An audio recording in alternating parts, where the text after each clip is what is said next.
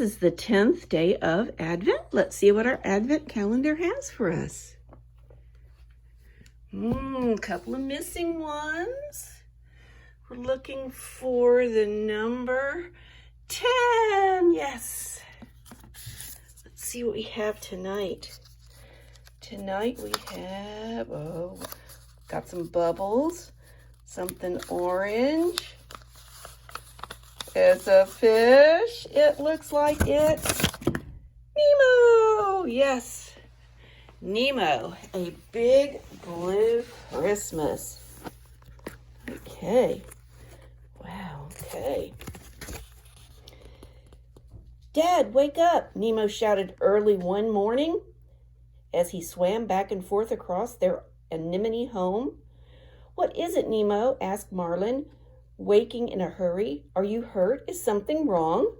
No, Dad, the little clownfish said. It's just that I had a terrific idea. It's almost Christmas. Could we have a party? Sounds like fun, Nemo, said Marlin with a yawn. But let's wait until after breakfast to start planning. Right after breakfast, Nemo and Marlin made a list of friends to invite. It was a long list because they had friends all over the ocean. Marlin wondered how they'd let everyone know in time. I can ask Bruce, Chum, and Anchor to help spread the word, offered Nemo. No one can say no to those guys. Marlin agreed with his son. Well, all right, son, he said, but be careful. I know, Dad. See you later, he called as he swam off. Nemo swam as fast as he could to find his shark friends. What brings you out this way, Nemo? Asked Bruce. The little clownfish told them about the Christmas party. The sharks were thrilled. They didn't get invited to many parties. Then Nemo asked them to help tell everyone about it. You can count on us, said Bruce proudly. When Nemo got home, Marlin was nervous. We need to plan the menu, and then there's cleaning and decorating and... Stop right there, Dad, said Nemo. I'll be back with more fins. Nemo had made some great friends when he was captured and put in a tank in the dentist office. The whole tank gang had eventually escaped, and they were now living in the ocean. Nemo went to ask them for their help with the party.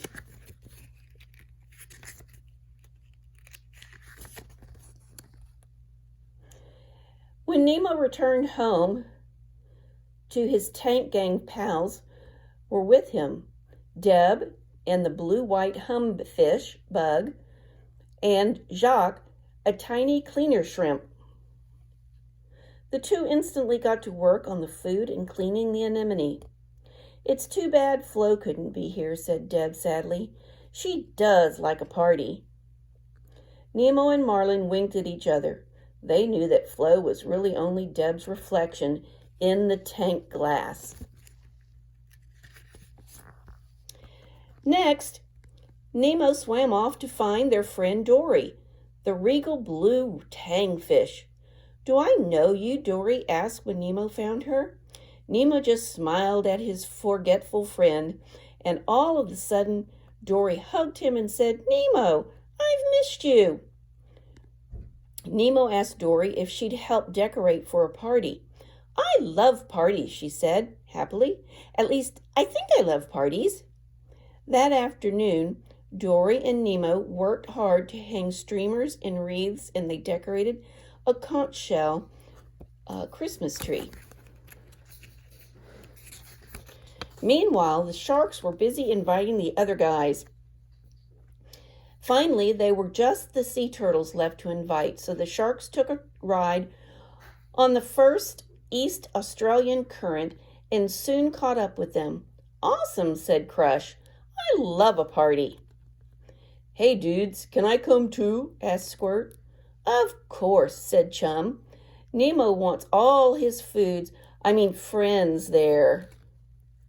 Back at the anemone, there was only the music left to sort out. Nemo went to visit his friends Tad, the butterfly fish, and Sheldon, the seahorse, and Pearl, the squid.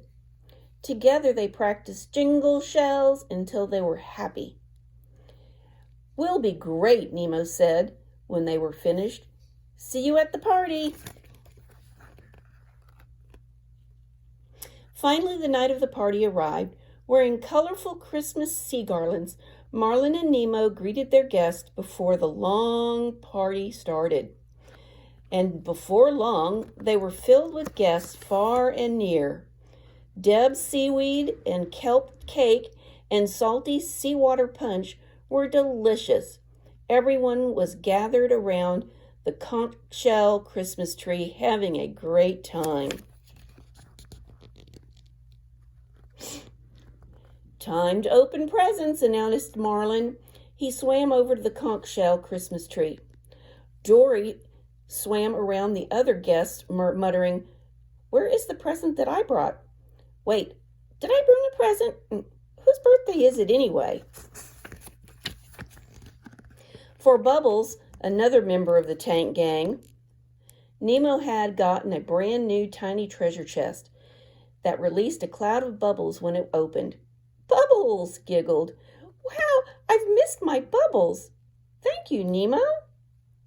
The little treasure chest was one of the very few things any of them missed about their days living in the tank. After all the presents had been opened, it was time for some live music. "Come on, guys," Nemo whispered to Pearl, Sheldon, and Tad. "Time to get everyone singing and dancing." And they did. The guests all turned to watch them as they started to play "We Wish You a Merry Fishmas."